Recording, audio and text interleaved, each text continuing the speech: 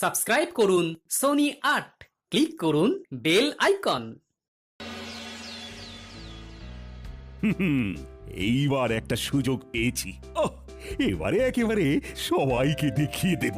ব্যাপার কি মহারাজ, আজও যেন আপনি উত্তেজনায় ছটফট করছেন?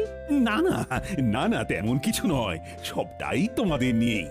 আসলে নবাব ঘোষণা করেছেন সেরা রাজসভার পুরস্কার দেবেন। তার মানে কোন রাজ্যের রাজসভা কত ভালো। বেশ তো কাল থেকেই তাহলে রাজসভা সাজিয়ে তোলার জন্য কাজ শুরু করে দিচ্ছি।